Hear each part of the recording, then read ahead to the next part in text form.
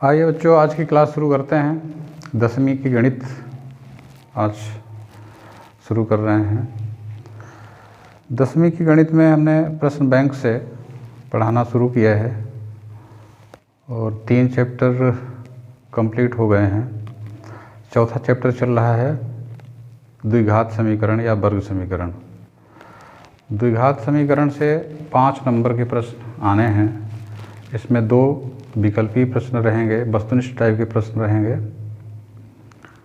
और एक प्रश्न 3 नंबर का आएगा। ये थोड़ा सा अति लघुत्तरी से बड़ा प्रश्न होगा।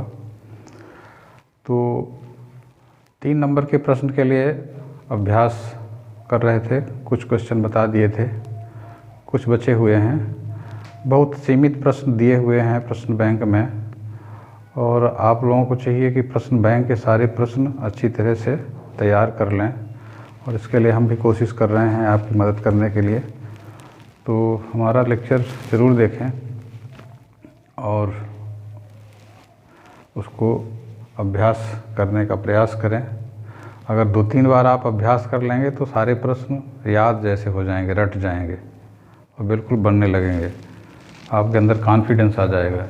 तो आइए देखते हैं अगला प्रश्न। पहले पार्ट में हमने वस्तुनिष्ठ टाइप के प्रश्न और 3 हमने ये लघुत्तरी टाइप के प्रश्न बता दिए थे। इसमें जो 8वां प्रश्न दिया है ये कई बार परीक्षा में आ चुका है। 8वां प्रश्न देखिए, प्रश्न क्या कहता है। एक रेलगाड़ी 480 किलोमीटर की दूरी समान चाल से तय करती है। यदि इसकी चाल 8 किलोमीटर प्रति घंटा कम होती तो वह उसी दूरी को तय करने में 3 घंटे अधिक समय लेती। हमें रेलगाड़ी की चाल ज्ञात करनी है। अब देखिए, इसमें ये तो सामान्य बात है कि रेलगाड़ी की चाल जब अधिक होगी तो कम समय लेगी वो, और रेलगाड़ी की चाल अधिक होगी तो कम समय लेगी, और अगर उसकी चाल घटा देंगे तो ज़्यादा समय लेगी। तो इसी बात को समझना है। इसमें जो दूरी तय कर रही है रेलगाड़ी 480 किलोमीटर की दूरी तय कर रही है। अब यहाँ पर हमको चाल ज्ञात करनी है, उसकी सामान्य चाल रेलगाड़ी की क्या है। तो इसमें हम मान लेंगे रेलगाड़ी की चाल x किलोमीटर प्रति घंटा ऐसे लिखा जाता है। हमने मान लिया कि रेलगाड़ी की चाल कितनी है, x किलोमीटर प्रति घंटा। अब वो 480 किलोमीटर की दूरी तय करने में कितना समय लेगी। अगर इस चाल से चलती है तो 480 किलोमीटर दूरी तय करने में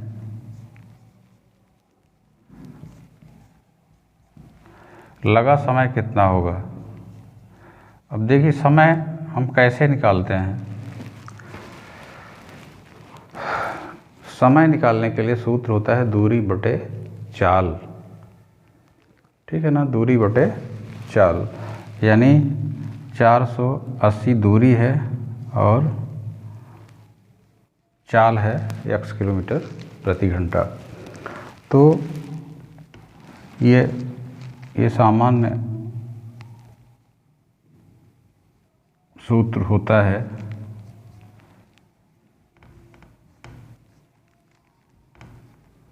समय बराबर दूरी बटे चाल। जैसे मान लीजिए कि 10 किलोमीटर प्रति घंटे की चाल से कोई साइकिल वाला जा रहा है तो 50 किलोमीटर की दूरी तय करने में कितना समय लगेगा। 10 किलोमीटर प्रति घंटे की चाल से जा रहा है, 50 किलोमीटर तय करना है तो 50 बटे 10 यानी 5 घंटे। तो इस उदाहरण से आप समझ सकते हैं कि समय निकालने के लिए हमें दूरी में चाल का भाग देना पड़ता है। अब देखिए, अब अगर उसकी चाल हम कम कर दें तो उसकी नई चाल क्या हो जाएगी, x - 8। इतने किलोमीटर, किलोमीटर को km भी लिखते हैं, घंटे को आवर लिख देते हैं, तो शॉर्टकट ऐसा आप लिख सकते हैं। तो अब लगा समय कितना होगा, बहुत बढ़ा चढ़ा के लिखने की ज़रूरत नहीं है, आप समझते जाइए। जब ये चाल x किलोमीटर प्रति घंटा थी तो इतना समय लगा, जब उसकी नई चाल x - 8 किलोमीटर प्रति घंटा हो गई तब दूरी तो वही रहेगी 480, चाल उसकी हो गई x - 8। अब देखिए ये जो नई चाल हम लिखे हैं वो घट गई, तो समय ये ज़्यादा लग रहा है, और कितने का ज़्यादा लग रहा है, 3 घंटे का ज़्यादा लग रहा है। ठीक है, यानी इसमें अगर हम इसको घटाएंगे तो 3 आना चाहिए। तो समीकरण कैसे बनेगा, हमको समीकरण बनाना है, तो 480/x - 8 ऋण 480/x ये बराबर होना चाहिए 3 के। अब देखिए इसी को सरल करेंगे, तो इसको सरल करने के कुछ स्टेप आप देख लें। जैसे 480 दोनों में ऊपर है, तो अगर इसको उधर ले जाएं तो यहाँ पर क्या बचेगा, 1/x ऋण 8, और यहाँ पर बचेगा 1/x, और इधर 3/480। 480 उधर जाएगा तो नीचे। अब इसको आप काट सकते हैं, 3 से काट देंगे तो 3 एकम ये हो जाएगा। ठीक है, 16 3 48 होता है, तो 1/160 हो जाएगा। अब यहाँ पर लेफ्ट साइड में ये है, राइट साइड में ये हो गया। अब यहाँ हम लघुत्तम ले लेंगे, लघुत्तम इन दोनों का गुणा करना पड़ेगा, तो इसको ऐसा लिख दीजिए, x को पहले, x - 8 को बाद में। अब ये ऐसे तिर्यक गुणा होता है ना, तो x का गुणा 1 में होगा तो यहाँ आ जाएगा x, और फिर ये -1, तो जब ये माइनस का गुणा इसमें होगा इन दोनों में, तो यहाँ -x हो जाएगा और +8, ये बराबर हो जाएगा 1/160। अब इसमें देखिए ये x कट गया। ठीक है, अब ये हम गुणा कर लेते हैं, 8/x² ऋण 8x बराबर 1/160। अब इसके बाद क्या करेंगे, देखिए यहाँ पर इसका गुणा 1 से होगा, इसका गुणा 8 से होगा, तो पहले इसका गुणा कर लीजिए।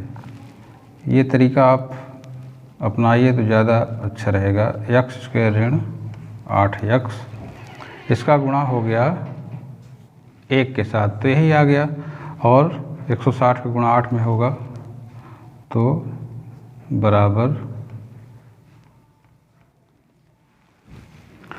ये 16 8 128 होता है, 1 शून्य बढ़ जाएगी तो 1280 आ जाएगा। यानी x² ऋण 8x और ऋण 1280 बराबर 0, ये आपका समीकरण बन जाएगा। ठीक है, अब इस समीकरण को हल करेंगे तो x का मान निकल आएगा। x का मान निकालना है आपको, चाल निकालनी है। तो अब इसके आगे अगर सिर्फ संबंध पूछता है तो इतना करना पड़ेगा, और यदि चाल पूछता है तो आपको हल करना पड़ेगा। तो इसके आगे आप क्या करेंगे, अब इसको हल करने की 2 विधियां हैं, गुणनखंड विधि और सूत्र विधि। अब इसमें बड़ी संख्या दिख रही है तो शायद गुणनखंड विधि आपको कठिन लगे, तो आप सूत्र विधि से भी कर सकते हैं, इसमें कोई दिक्कत नहीं है। तो x बराबर क्या होता है, -b + -√b² - 4ac/2a, यही होता है। डायरेक्ट मान रख दीजिए। b का मान क्या है, -8, तो यहाँ -8 हो जाएगा, प्लस माइनस √b² यानी -8 का स्क्वायर -4, a का मान हो गया 1, c का मान हो गया ऋण 1280। ठीक है, ऋण 1280 बटे 2 × 1। ठीक है, यहाँ तक समझ में आ गया। अब थोड़ा तो परिश्रम करना पड़ेगा। अब देखिए ये ऋण ऋण धन हो जाएगा, तो धन 8 हो गया, प्लस माइनस अंडर रूट, इसका वर्ग करेंगे तो ये 64 हो जाएगा। इसमें 4 का गुणा करेंगे और ये ऋण और ऋण धन हो जाएगा। 4 का गुणा करेंगे, देखिए 4 शून्य शून्य, 4 8 32, 4 दूनी 8 3 11 और 4 एकम 4 3 7, सॉरी 4 शून्य शून्य हो गया, 4 8 32, 4 दूनी 8 3 11, 4 एकम 4 1 5, ही बटे नीचे आ जाएगा 2। अब देखिए यहाँ पर 8 धन ऋण अंडर रूट, इन दोनों को जोड़ेंगे तो कितना हो जाएगा, 5164 और 20 जुड़ जाएगा, 84 हो जाएगा बटे 2। ठीक है, 5184 आएगा। अब इसका वर्गमूल निकालना पड़ेगा। तो अब यहाँ पर देखिए इसका वर्गमूल 72 होता है, ये आपको याद रखना पड़ेगा, क्योंकि वहाँ इतना समय नहीं रहेगा कि आप वर्गमूल निकालते बैठें। ठीक है, 5184 का वर्गमूल देखिए, ये जब आप करेंगे तो ये 7 सते 49, ये विधि आपको याद होगी, ये 284, फिर क्या करते हैं, जोड़ देते हैं 14, ये देखिए 2 बार जाएगा भाग, फिर 2 दूनी 4, 2 चौको 8, 2 एकम 2। ठीक है, ये चीज़ें आनी चाहिए। तो इस तरह से देखिए ये 72 आ रहा है, ये x का मान। अब जब आप प्लस चिन्ह लेंगे, प्लस चिन्ह जब लेंगे तो 8 धन 72 बटे 2, 72 8 कितना हो गया 80, 80 बटे 2 बराबर 40, एक मान ये 40 आएगा। अगर माइनस लेंगे तो x का मान क्या आएगा, 8 ऋण 72 बटे 2। अब देखिए यहाँ 8 ऋण 72 हो रहा है, तो ये हो जाएगा 64 बटे 2, ऋण 64 आएगा ना, 8 ऋण 72 है तो ऋण 64 आएगा। अब ऋण 64 यानी यहाँ पे ऋण 32 आ जाएगा, 2 का भाग देंगे। ये जो है ऋणात्मक मान है, इसको हम अग्राह्य मानते हैं, ये अग्राह्य, क्योंकि चाल कभी भी ऋणात्मक नहीं होती। तो आपका ये आंसर सही होगा 40। ठीक है, यानी रेलगाड़ी की चाल कितनी आएगी, सामान्य चाल उसकी 40 किलोमीटर प्रति घंटा। अब देखिए 40 किलोमीटर प्रति घंटे की चाल से अगर 480 किलोमीटर की दूरी तय करेगी, तो आप देख सकते हैं 480 बटे 40 भाग देंगे तो कितना आएगा, 40 एकम 40 दिन, 12 घंटे लगेंगे। और अगर आप चाल इसकी घटा दें, कितना घटा दें, 8 घटा दें, ठीक है, तब कितना समय लगेगा, 480 बटे 32, 32 का भाग देंगे, 32 एकम 32 और ये 5। ठीक है, देखिए 15 दूनी 30, 15 3 45, 3 48 आएगा ना, 32 से 15 का गुणा करेंगे तो 480 आएगा, यानी 15 घंटे लगेंगे। अगर 40 किलोमीटर प्रति घंटे की चाल से चलेगी रेलगाड़ी तो उसको 12 घंटे लगेंगे 480 किलोमीटर की दूरी तय करने में। और अगर हम 8 किलोमीटर प्रति घंटा उसकी चाल कम कर दें, यानी 32 किलोमीटर प्रति घंटा कर दें, तो उसको 15 घंटे लगेंगे। इस तरह 3 घंटे उसको ज़्यादा लगेंगे। तो इस तरह का ये सवाल है, बहुत अच्छा सवाल, इसका अभ्यास कर लें, ये कई बार आ चुका है।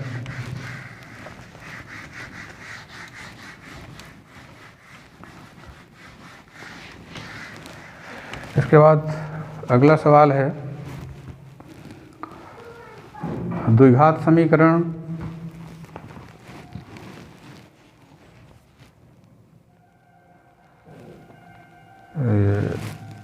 नौवां सवाल जो दिया है, 2 क्रमागत धनात्मक पूर्णांकों का गुणनफल 306 है, हमें पूर्णांकों को ज्ञात करना है। 2 क्रमागत धनात्मक पूर्णांकों का गुणनफल 306 है। अब देखिए क्रमागत का मतलब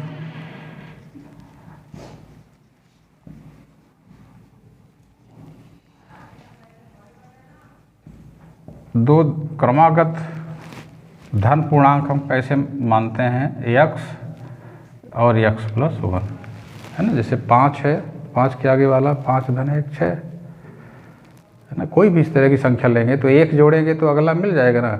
तो क्रमागत हम ऐसे मानेंगे।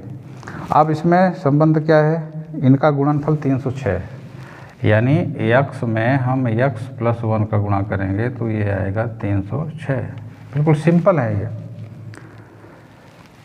अब x का गुणा कर दें तो x स्क्वायर धन x और इसको इधर ला लें तो माइनस 306 बराबर 0। ये आपका वर्ग समीकरण बन गया।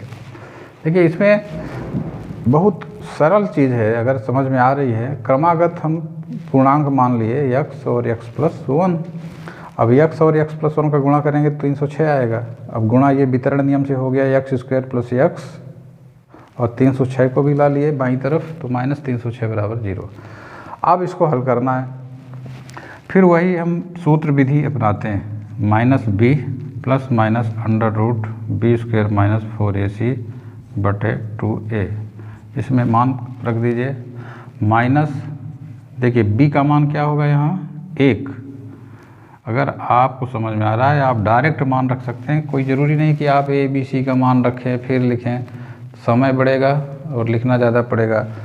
ठीक है, तो इसमें ज़्यादा परेशान होने की ज़रूरत नहीं है। b की जगह हमने 1 रख दिया, माइनस ये पहले से है, plus minus under root b square यानी 1 का वर्ग ऋण 4 गुणे a की जगह 1 है, c की जगह ऋण 306 बटे 2, a का मान 1। अब इसको सरल करना है, माइनस 1 प्लस माइनस 1 का वर्ग 1 हो गया, ये ऋण ऋण धन 4 का गुणा कर देंगे, 4 छाक 24, 4 शून्यम शून्य फिर 2 आ जाएगा, 4 तिहाई 12 बटे 2। तो ये minus 1 plus minus under root ये 1224 और एक 1225 हो गया, 1225 बटे 2। ठीक है, अब 1225 का वर्गमूल इसमें निकालना पड़ेगा। तो 1225 का वर्गमूल आप निकाल सकते हैं। देखिए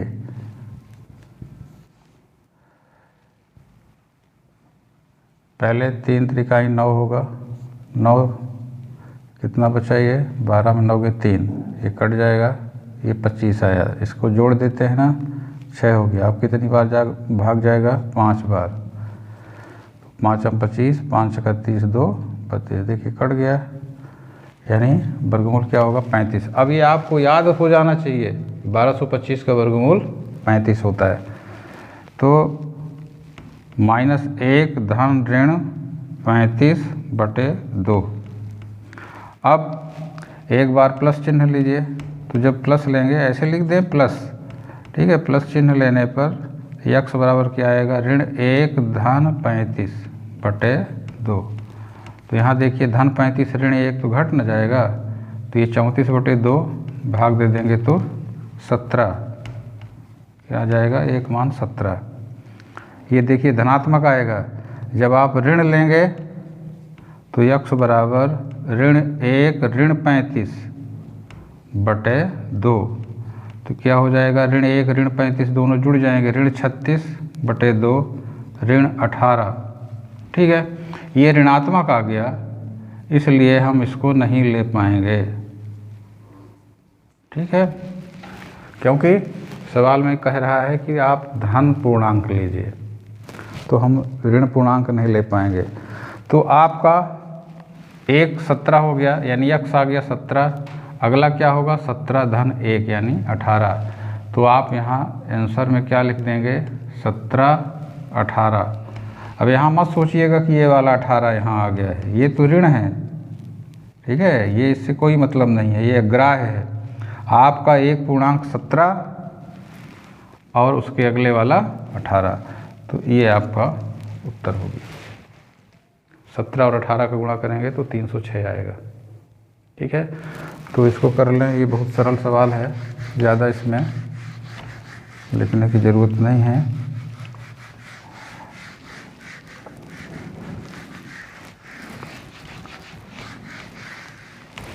नेक्स्ट सवाल जो है 10वां सवाल बहुत अच्छा है, इस टाइप का भी आ सकता है। इसमें द्विघात समीकरण दिया है 2x² धन kx, 2x² धन kx धन 3 बराबर 0। इसमें हम k का ऐसा मान ज्ञात करें कि समीकरण के दोनों मूल बराबर हों। k का ऐसा मान हम ज्ञात करें कि दोनों मूल बराबर आए। तो दोनों मूल बराबर कब होते हैं? मूल बराबर या समान बराबर होने के लिए विविक्त कर का मान 0 होता है। याद होगा, ये फर्स्ट लेसन में बताए थे। d यानी b² ऋण 4ac का मान बराबर 0 होना चाहिए। अब देखिए b का मान क्या है? k² ऋण 4, a का मान 2, c का मान 3 बराबर 0। तो ये k², 4 दूनी 8 त्रिक 24 बराबर 0। k² ऋण 24 का मान 0 होना चाहिए, यानी k² बराबर होना चाहिए 24 के। अभी देखिए k वर्ग बराबर 24 है, तो k का मान कैसे निकालेंगे? 24 का वर्गमूल लेंगे। अब 24 का वर्गमूल पूरा पूरा तो होगा नहीं। अगर आप 24 का गुणनखंड करेंगे तो 2 दूनी 4, दूनी 8, त्रिक 24। देखिए इसमें 2 का जोड़ा बन रहा है, इसका नहीं बन रहा है, तो 1 2 तो बाहर आ जाएगा और रूट के अंदर 2 तिहाई 6। ठीक है, ये k का मान। अब चूंकि ये वर्गमूल है तो आप प्लस माइनस लगा सकते हैं, यानी k का मान प्लस माइनस 2√6। ये आपका आंसर हो जाएगा। इतना देखिए छोटा 3 नंबर का प्रश्न आएगा, तो इसका अभ्यास कर लें, ये भी बहुत अच्छा प्रश्न है।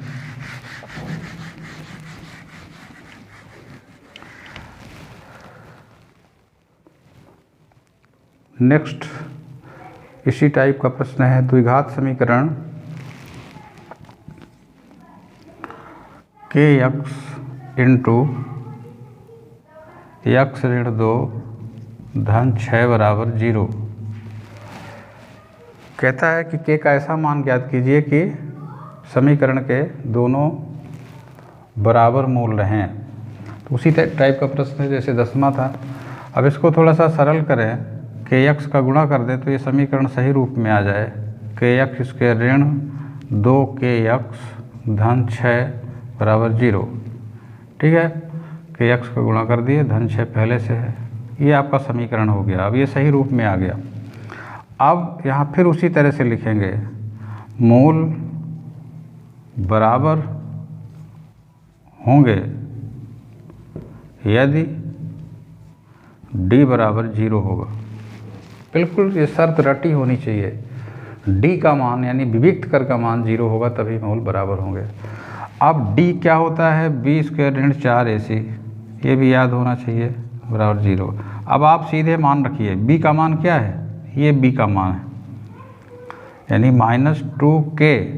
x का जो गुणांक होता है ये चिन्ह के साथ, वही b होता है। तो -2k इसका वर्ग ऋण 4 गुणे a का मान, a देखिए यहाँ k है, और c का मान 6 बराबर 0। अब इसका वर्ग करेंगे ऋण 2k, तो ये 4k² ऋण ये 6 चौको 24k बराबर 0। अब इसमें कॉमन क्या है? देखिए 4 भी कॉमन है और k भी कॉमन है। 4k अगर कॉमन ले लें तो इसमें क्या बचेगा? k। देखिए गुणा करके देख लीजिए, 4k² आ रहा है ना, ऋण 4 छांग 24 होता है तो 6, और k कॉमन हो गया यानी k ऋण 6। गुणा करके देख लीजिए 24 की आ जाएगा कि नहीं, यहाँ पर जब इसका गुणा करेंगे तो, यानी सही है ये। तो ये गुणनखंड हो गया। 4 का कोई मतलब नहीं, ये उधर जाएगा तो 0 में 4 का भाग लगेगा तो 0 मिल जाएगा। ठीक है, यहाँ अगर कोई संख्या आती है तो उसका कोई मतलब नहीं रह जाता, उसको आप उधर 0 मिला दीजिए, या आप ऐसा लिखिए 4k बराबर 0 या k ऋण 6 बराबर 0। तो ये k बराबर क्या आ जाएगा 0। 4 का उधर भाग लगेगा तो 0 आ जाएगा ना, डायरेक्ट लिख सकते हैं। और ये -6 उधर जाएगा तो प्लस हो जाएगा। तो k के दो मान हो सकते हैं। अगर k का मान 0 हुआ तब भी मूल बराबर होंगे, k का मान अगर 6 हुआ तब भी मूल बराबर होंगे। तो ये आपका उत्तर हो जाएगा। तो ये भी छोटा और सरल सवाल है।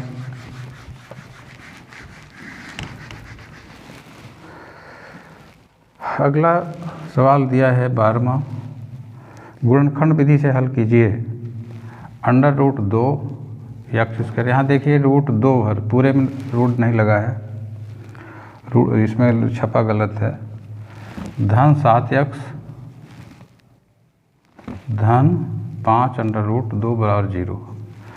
इसको गुणनखंड विधि से हल करने के लिए कह रहा है। अब रूट आप देख करके परेशान हो सकते हैं कि कैसे गुणनखंड करेंगे। देखिए रफ वर्क क्या होगा, हम कैसे गुणनखंड करते हैं, बीच मध्य पद को दो भागों में तोड़ते हैं, यानी इसको तोड़ना है। तो हम कैसे तोड़ते हैं एक बार समझ लें। इसका और इसका गुणा करते हैं तो कितना आएगा, √2 का गुणा 2 होता है ना, √2 का गुणा 2, फिर 5 का गुणा होगा तो 10 आएगा। अब देखिए बीच में क्या है 7, तो इसके अगर हम 2 ये गुणनखंड करें, 2 पंचे 10 होता है और 2 और 5 जोड़ेंगे तो 7 आएगा। देखिए बहुत आराम से हम मध्य पद को तोड़ देंगे। इसको हम 2x धन 5x कर देंगे और ये 5 √2 पहले से है। अब इन दोनों में हमको उभयनिष्ठ देखना है और इन दोनों में, अब इन दोनों में x तो उभयनिष्ठ है, लेकिन यहाँ देखिए √2 है और यहाँ 2 है। ये 2 जो होता है √2 गुणे √2, ये कई बार हम बता चुके हैं। √2 को गुणा करते हैं तो 2 आता है।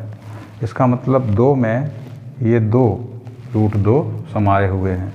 तो अगर आप √2 कॉमन ले लें तो इसमें x बचेगा और इसमें √2, ठीक है। चूँकि 2 में ये 2 √2 हैं तो एक √2 यहाँ आ गया तो एक यहाँ बचेगा कि नहीं। कितना सरल है इसको समझना। इसमें देखिए 5 दोनों में कॉमन है तो 5 कॉमन ले लिया तो बचा क्या, इसमें x और इसमें √2 बराबर 0। अब ये x धन √2 और √2x धन 5 बराबर 0। अब x धन √2 बराबर 0 या √2x धन 5 बराबर 0। इसमें x का मान आ जाएगा -√2 और इसमें देखिए इसमें पहले ये 5 उधर जाएगा तो क्या हो जाएगा -5, ठीक है। फिर √2 नीचे चला जाएगा। आप अगर समझ रहे हैं तो डायरेक्ट कर सकते हैं, +5 उधर गया तो -5 और √2 नीचे चला जाएगा। तो इस तरह से √2 -√2 और -5/√2, ठीक है। इसका आप परिमेयकरण भी कर सकते हैं। परिमेयकरण कैसे हो जाएगा, अगर √2 को ऊपर नीचे गुणा कर दें, अगर आप लिख भी देते हैं ये तो गलत नहीं माना जाएगा, अगर परिमेयकरण कर दें थोड़ा सा तो ज़्यादा अच्छा रहेगा। ये ऋण 5 √2/2, ठीक है ना, √2 गुणा होगा तो 2, तो ऋण 5/2 ऐसा आप लिख सकते हैं, ठीक है। और अगर यहीं आप फिनिश करना चाहते हैं तो यहीं फिनिश कर सकते हैं, ऐसा भी लिख सकते हैं, इसमें गलत नहीं माना जाएगा, ठीक है। तो ये सीखिए छोटी छोटी बातें, ठीक है। यहाँ ये परिमेयकरण कर दिया गया है √2 का अंश और हर में गुणा करके, ठीक है ना। ये आप परिमेयकरण समझते होंगे। तो इस तरह से ये आपका हल हो जाएगा।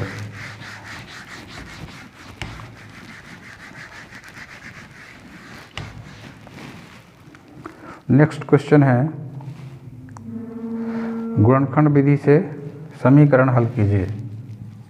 इसमें भी गुणनखंड विधि से हल करने के लिए कह रहा है, समीकरण दे रखा है 2x² ऋण x धन 1/8 बराबर 0।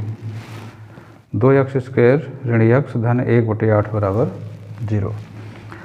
अब देखिए यहाँ पे ये 8 नीचे है, बटे के रूप में है, तो इसको आप पहले सरल कर लें। सरल करने का तरीका क्या होगा, 8 लघुत्तम लेंगे, 8 दूनी 16x², ऋण 8 का गुणा x में होगा तो 8x धन 1 बराबर 0। ये चीज़ समझ में आती होगी, क्योंकि इनके नीचे कुछ नहीं है तो 1 मानते हुए 8 लघुत्तम का सीधे गुणा कर देंगे, तो 8 दूनी 16x² माइनस 8x और प्लस 1। यहाँ चूँकि नीचे है 8 तो यहाँ 8 का गुणा नहीं होगा, यहाँ प्लस 1। अब इस 8 को आप 0 में मिला दीजिए, ये उधर जाएगा तो गुणा करेगा ना 0 से, तो 8 शून्यम 0, तो ये 16x² ऋण 8x धन 1 बराबर 0। अब ये आपका फाइनल समीकरण हो गया। अब गुणनखंड विधि से करना है तो इसको तोड़ना पड़ेगा। देखिए 16 एकम 16। अब 8 को ऐसा डिवाइड करें कि गुणा करें तो 16 है, जोड़ें तो ऋण 8 है, तो ऋण 4x ऋण 4x, देख रहे हैं कैसे सेट हो रहा है, ऋण 4 ऋण 8 आएगा, ऋण 4 का गुणा करेंगे तो 16 आ जाएगा, 16 एकम 16। अब इन दोनों में क्या कॉमन रहेगा, 4x, यहाँ आएगा 4x ऋण 1, यहाँ ऋण 4x कॉमन लेंगे, सॉरी यहाँ पे आपको ऋण 1 कॉमन लेना पड़ेगा, क्योंकि दोनों में कुछ कॉमन नहीं दिख रहा है, और यहाँ माइनस भी है तो -1 कॉमन ले लेंगे, तो 4x ऋण 1 बराबर 0।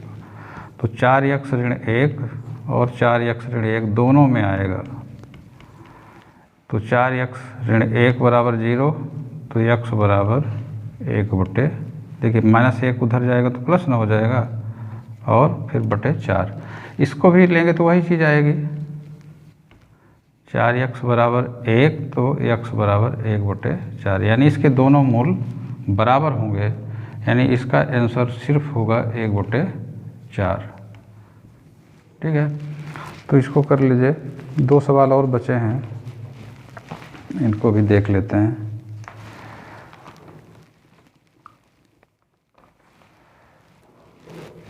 एक सवाल इसमें बड़ा अच्छा दिया है,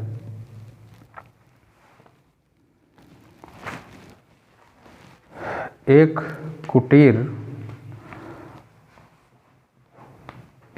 उद्योग एक दिन में कुछ बर्तनों का निर्माण करता है। एक विशेष दिन यह देखा गया कि प्रत्येक नग की निर्माण लागत उस दिन के निर्माण किए गए बर्तनों की संख्या के दुगुने से 3 अधिक है। अब इसको देखिए, सवाल को अच्छी तरह से आप पढ़ें समझें, तब समीकरण बनाते बनेगा। कहता है कि एक कुटीर उद्योग चलता है, वहाँ पर बर्तन बनाए जाते हैं, तो किसी दिन जो प्रत्येक बर्तन बनाने में जो लागत लगती है वो किसके बराबर है, उस दिन जितने नग बनता है उसका दुगुना कर दें और 3 जोड़ दें, वो एक नग की कीमत होगी। इसको देखिए ऐसा समझेंगे तो ज़्यादा समझ में आएगा। मान लीजिए कि उस दिन, जिस खास दिन की वो बात कर रहा है, उस दिन बनाए गए बर्तन कितने हैं, उस दिन बनाए गए बर्तन x हैं। तो अब एक नग की कीमत क्या होगी, एक नग का मतलब एक पीस, एक नग की कीमत, एक नग की कीमत क्या होगी, कहता है कि जितने बर्तन उस दिन बने हैं उसका दुगुना से 3 अधिक। ठीक है, अगर समझ लेंगे तो बहुत सरल लगेगा। उस दिन जितने बर्तन बने हैं उसके दुगुने से 3 अधिक, वो एक नग या एक पीस बर्तन की कीमत आएगी। अब कुल जो उस दिन निर्माण लागत लगी थी बर्तनों को बनाने में वो 90 रुपये। तो आपको निकालना है कि उस दिन कितने बर्तन बने और एक बर्तन की कीमत। तो जब एक नग की कीमत इतनी है तो x नग बने हैं, तो x नग की कीमत क्या होगी, कैसे निकलेगी? x में हम 2x धन 3 का गुणा कर देंगे, ये बराबर हो जाएगा 90। देख रहे हैं, ये तो सीधा आयकी के नियम है। जैसे एक पेन 5 रुपये में मिलता है तो 10 पेन कितने में मिलेगा? 5 गुणे 10। एक किताब अगर 50 रुपये में मिलती है तो 10 किताब 10 गुणे 50, ऐसे नहीं निकालते हैं। तो एक बर्तन की कीमत ये है और कुल बर्तन x बने हैं, तो गुणा कर देंगे तो ये कुल लागत यानी 90 रुपये के बराबर हो जाएगी।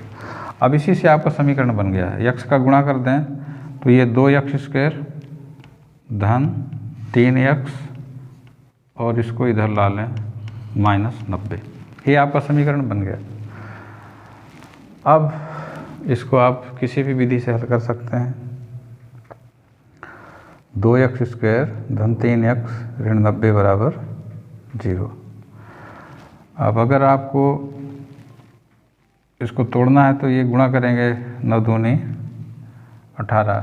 आप अगर सूत्र विधि से कर लें तो ज़्यादा बेहतर है। -b plus minus under root b² -4ac बटे 2a। तो ये -3 धन ऋण अंडर रूट, यहाँ आपका 3 का वर्ग आ जाएगा, ऋण 4 गुणे 2 गुणे ऋण 90, ठीक है, बटे 2 गुणे 2। a का मान 2 है, ठीक है, b का मान 3 है, तो -b plus minus b² -4ac बटे 2a। अब ये ऋण 3 धन ऋण अंडर रूट 9 और यहाँ भी ऋण ऋण धन हो जाएगा। 4 दूनी 8 9 72, ये 720 आएगा, 720 बटे 4। तो ये क्या हो जाएगा? ऋण 3 धन ऋण अंडर रूट 729 बटे 4। अब 729 का वर्गमूल क्या होता है? देखिए हम निकाल के भी बता रहे हैं। ये 8 8 64, 8 आ जाएगा 9, 8 8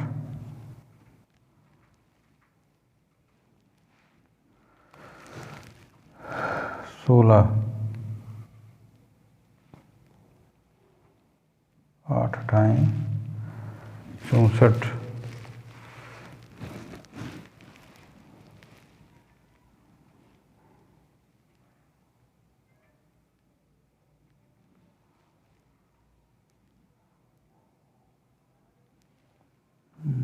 सॉरी,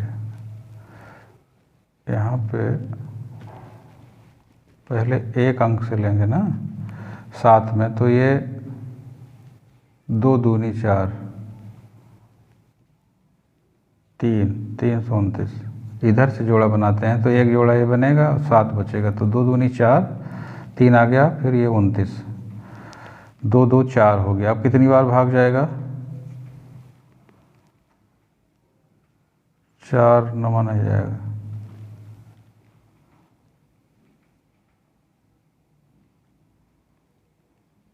7 7 7 49, 7 चौक 28, 4 32, ये देखिए यानी 27 आएगा। अब ये याद होना चाहिए 729 का वर्गमूल क्या होता है? 27। तो ये हो गया ऋण 3 धन ऋण अंडर रूट हट गया, 27 आ गया बटे 4। अब जब धन मान लेंगे तो x का मान क्या आएगा? ऋण 3 धन 27 बटे 4। ये ऋण 3 27 में घट जाएगा, 24 बटे 4, 4 छांग 24। ऋण लेंगे तो x का मान ऋण आएगा, ठीक है, ऋण 30 हो जाएगा ना ये, बटे 4, और ये कटेगा भी नहीं, ऋण 3 ऋण 27। तो ये बर्तनों की संख्या ऐसी नहीं हो सकती ना, ऋणात्मक नहीं होगी, भिन्नात्मक नहीं होगी। ऐसा तो नहीं है कि 3.5 बर्तन, ऋण 5 बर्तन, ऐसा हो नहीं सकता।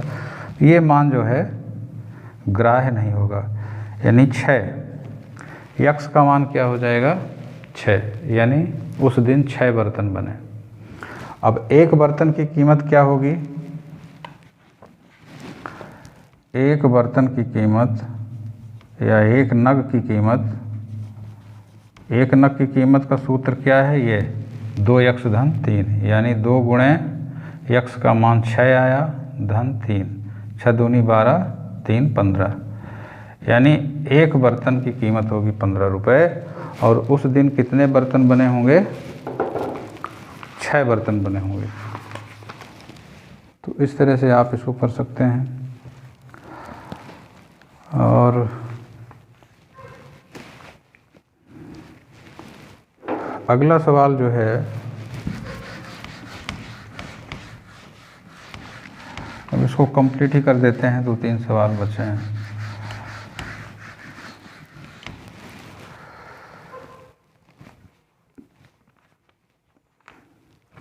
15वां सवाल देखिए, ये बढ़िया सवाल है। एक द्विघात समीकरण है 2 यक्स स्क्वायर ऋण 7 यक्स धन 3 बराबर 0। इसके मूल ज्ञात कीजिए। अब देखिए, इसके मूल ज्ञात करने के लिए अगर कहता है तो आप सूत्र विधि या गुणनखंड विधि कर लेते हैं, लेकिन इसमें एक अलग तरीका दिया है जो मूलों के संबंध से निकलता है। इसका हल देखिए कैसे निकालते हैं, एक नए तरीके से। मान लेते हैं कि इसका हल अल्फ़ा और बीटा है। हमने क्या मान लिया, माना अल्फ़ा बीटा ये हल है। तो हम जानते हैं कि मूलों का योगफल माइनस बी बटे ए होता है और मूलों का गुणनफल सी बटे ए होता है। ठीक है, तो अल्फ़ा प्लस बीटा क्या आएगा, माइनस 7 बटे 2, यानी 7 बटे 2। और अल्फ़ा बीटा का मान क्या आएगा, 3 बटे 2। ठीक है, अल्फ़ा प्लस बीटा आया 7 बटे 2 और अल्फ़ा बीटा आया 3 बटे 2। ये दो संबंध बन गए। अब देखिए इसमें करते क्या हैं कि जैसे यहाँ हम समीकरण 2 से बीटा का मान निकाल लें। बीटा बराबर क्या हो जाएगा, 3 बटे 2 अल्फ़ा। बीटा का मान क्या होगा, अल्फ़ा उधर जाएगा तो नीचे 3 बटे 2 अल्फ़ा। अब ये मान आप रख दीजिए समीकरण 1 में। तो समीकरण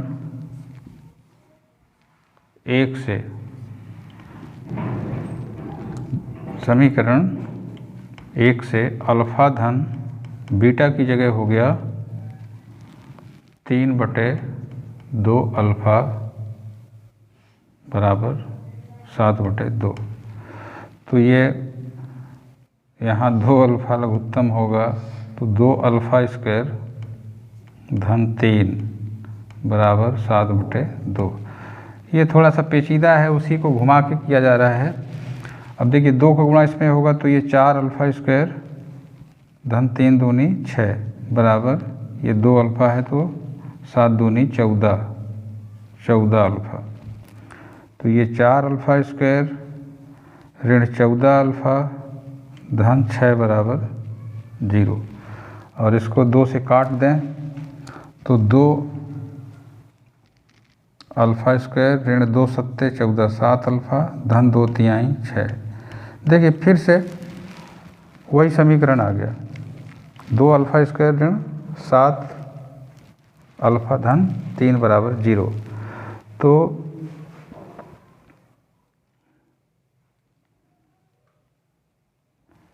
इसका मतलब क्या हुआ, ये सिर्फ दिमाग की कसरत हो गई इसमें जो किया है जिस ढंग से। इसको आप हल करेंगे तो फिर से इसी टाइप के सवाल के रूप में ये आ गया। अब यहाँ पर देखिए अल्फ़ा बराबर माइनस बी की जगह -7 plus minus under root b square यानी ऋण 7 का स्क्वायर ऋण 4 ए की जगह 2 सी की जगह 3 बटे 2 गुणे 2। ठीक है, अब इसको आप कर लें 7 धन ऋण ये हो जाएगा 49 ऋण 4 दूनी 8 त्रिक 24 बटे 4। तो ये 7 धन 49 ऋण 24 25 आएगा, 25 का वर्गमूल 5 बटे 4। तो इस तरह से देखिए ये हो जाएगा, जब प्लस लेंगे तो 7 धन 5 बटे 4 12 बटे 4 4 तिहाई 12। ठीक है, 3 आ जाएगा। और जब माइनस लेंगे तो x का मान 7 ऋण 5 बटे 4 यानी 7 ऋण 5 कितना हो जाएगा, ऋण 2 बटे 4। तो ये ऋण 1 बटे 4। तो इस तरह से ऋण 1 बटे 2 3 और ऋण 1 बटे 2। यहाँ ऋण का है, यहाँ पे 7 ऋण 5 है तो 2 ही आएगा, प्लस आएगा। तो देखिए इसका कोई मतलब नहीं निकला, सिर्फ जो है ये एक अभ्यास है, दिमाग का अभ्यास अच्छा हो जाता है। देखिए जैसे हम रिलेशन वाले सूत्र का उपयोग किए और अल्फ़ा के रूप में हमने ये समीकरण बना दिया, तो देखिए ये समीकरण फिर से आया, यानी इसको हल करेंगे हम तो यही मान आएगा, इसको हल करेंगे तो भी वही आएगा। तो अगर इस टाइप से कहता है करने के लिए तब करना है, बाकी नहीं करना है। आप डायरेक्ट यहाँ से आप उठ के यहाँ लगा दीजिए अगर ये सवाल आता है, तो इसको ज़्यादा बढ़ाने की ज़रूरत नहीं है। अब इसमें देखिए अल्फ़ा का मान अगर आप 3 लेते हैं तो यहाँ देख लीजिए, अगर अल्फ़ा का मान 3 लेते हैं तो बीटा का मान क्या आएगा, यहाँ से अल्फ़ा का मान अगर 3 लेंगे तो बीटा का मान ये 3 बटे 2 अल्फ़ा है, 3 बटे 2 अल्फ़ा की जगह 3, ये 3 3 कट जाएगा तो 1 बटे 2 हो जाएगा, होगा कि नहीं ये। तो जब अल्फ़ा का मान 3 लेंगे तो बीटा का मान 1 बटे 2, और जब अल्फ़ा का मान 1 बटे 2 लेंगे तब बीटा का मान 3 बटे 2 गुणे 1 बटे 2। तो यहाँ ये 2 2 कट गया, नीचे 1 बचा, 3 बटे 1। ठीक है, 3। तो देखिए ये जब आप अल्फ़ा 1 बटे 2 लेते हैं तो बीटा 3 आता है, और जब अल्फ़ा 3 लेते हैं तो बीटा 1 बटे 2 आता है। ठीक है, तो ये थोड़ा सा लेंदी हो गया, लेकिन अगर समझ में आता है तो ठीक है, नहीं आप डायरेक्ट यहाँ से आप ये सूत्र विधि का प्रयोग करके ये दोनों मूल निकाल लीजिए, आपका हल हो गया। ये सब करने की ज़रूरत नहीं है, समझ में आता है तो ज़रूर इसको करिए, क्योंकि इसमें इस तरह से किया हुआ है इसलिए हमने कर दिया।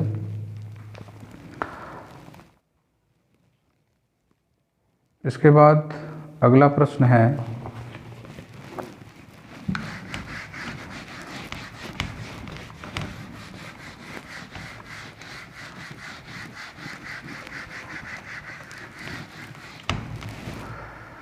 एक आयताकार खेत का विकर्ण उसकी छोटी भुजा से 60 मीटर अधिक है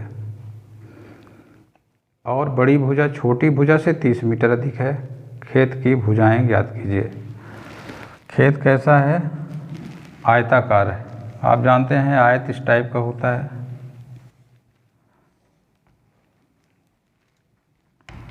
आयत की लंबाई अधिक होती है, चौड़ाई कम होती है। और विकर्ण, ये विकर्ण कहलाता है, जब कोनों को मिलाते हैं तो ये विकर्ण। अब इसमें देखिए कहता है कि इसकी जो चौड़ाई है, चौड़ाई से विकर्ण 60 ज़्यादा है। तो अगर हम चौड़ाई x मान लें तो विकर्ण क्या होगा, x धन 60, और लंबाई जो है उसकी चौड़ाई से 30 अधिक है, यानी x धन 30। चित्र से समझेंगे तो अच्छी तरह से समझ में आ जाएगा। ठीक है। विकर्ण जो है चौड़ाई से 60 अधिक है और लंबाई जो है चौड़ाई से 30 अधिक है। अब इसमें देखिए ये एक समकोण त्रिभुज बनता है आयत में, तो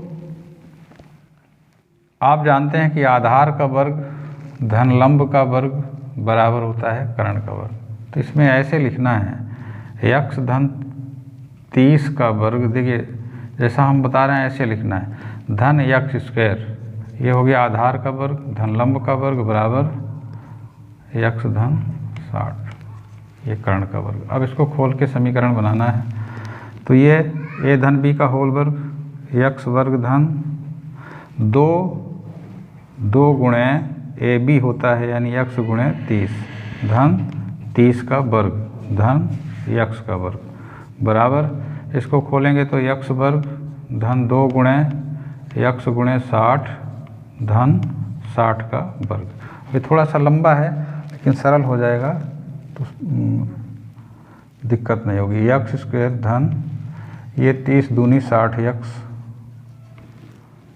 धन 30 का वर्ग कितना होगा 900 धन यक्स स्क्वायर बराबर यक्स स्क्वायर धन ये 60 दूनी 120 यक्स हो जाएगा ये, ठीक है, धन 60 का वर्ग 3600।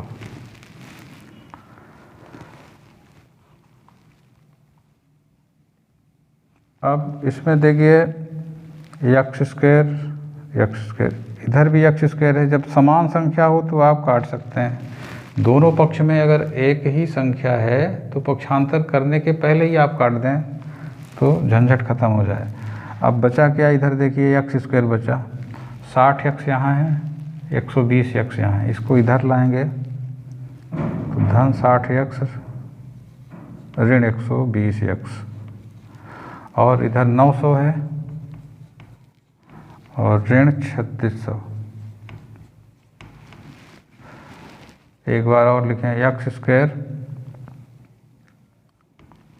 ऋण, देखिए 60 यक्स ऋण 120 यक्स तो ऋण 60 यक्स और 900 और 3600 कितना हो जाएगा ये ऋण 2700, ठीक है। इसमें ये धनात्मक है, ये ऋणात्मक है बड़ी संख्या, 3600 में 900 घटेगा तो 2700 ऋणात्मक आ जाए। ये आपका समीकरण बन जाएगा।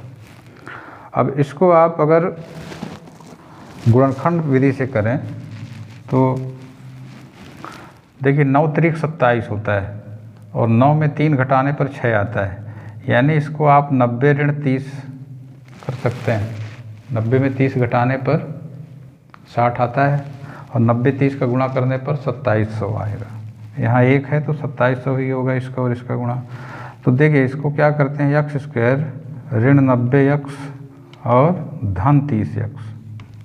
यहाँ ध्यान ये देना है कि ऋण आना चाहिए, तो बड़ी संख्या ऋणात्मक और छोटी संख्या धनात्मक, फिर ऋण 2700 बराबर 0। अब इसमें यक्स कॉमन होगा तो यक्स ऋण 90 और इसमें 30 कॉमन हो जाएगा तो यक्स ऋण 90 इसमें भी आएगा। तो इसमें यक्स ऋण 90 और यक्स धन 30, तो जब यक्स ऋण 90 बराबर 0 करेंगे तो यक्स का मान 90 आएगा और जब यक्स धन 30 बराबर 0 करेंगे तो यक्स का मान ऋण 30 आएगा। चूँकि ये यक्स चौड़ाई का मान है, ठीक है, यहाँ पर आप शुरू में लिख सकते हैं माना चौड़ाई बराबर यक्स, ठीक है।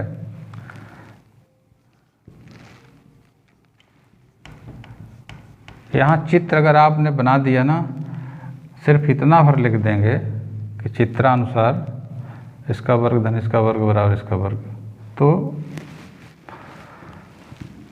कोई गलत नहीं होगा। अगर डिटेल में लिखना चाहते हैं तो आगे लिख दें कि विकर्ण इसका क्या हो जाएगा यक्स धन 60 और लंबाई क्या हो जाएगी यक्स धन 30। तो ये फार्मूलिटी आप कर सकते हैं। बाकी चित्र बन गया तो आप सवाल हल करना शुरू कर दें। ये मान आपका अग्राह्य हो जाएगा, क्योंकि ये ऋणात्मक है। ठीक है, तो लंबाई इसकी 90 हो जाएगी। चौड़ाई इसकी चौड़ाई 90 हो जाएगी। यक्स हमने चौड़ाई मानी थी, तो चौड़ाई हो गई 90 और लंबाई 30 ज़्यादा है, 90 धन 30 यानी 120।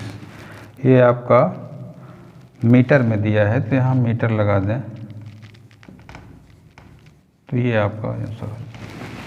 ठीक है, तो खेत की लंबाई 120 हो गई और चौड़ाई 30।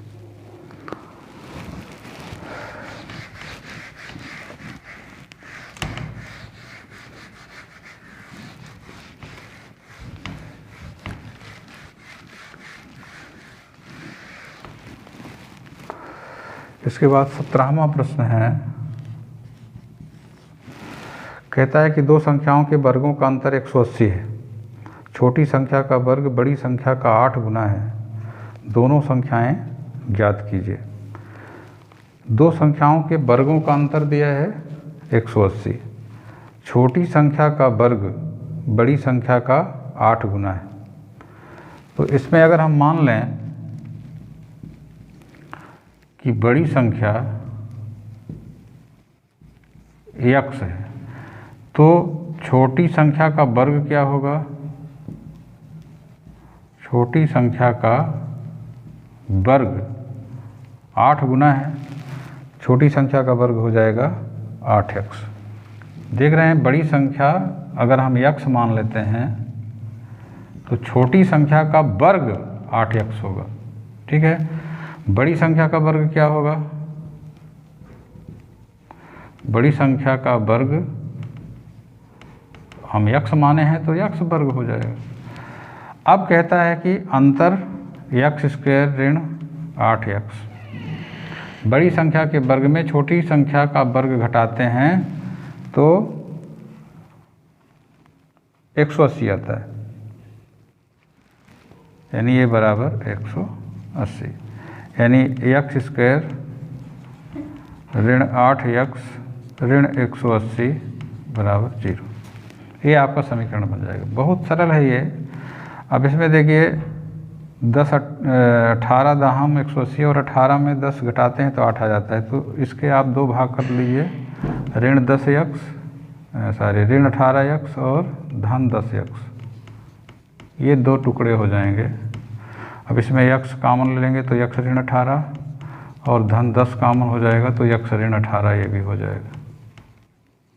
ठीक है, तो x ऋण 18 और दूसरे में आएगा x धन 10। ठीक है,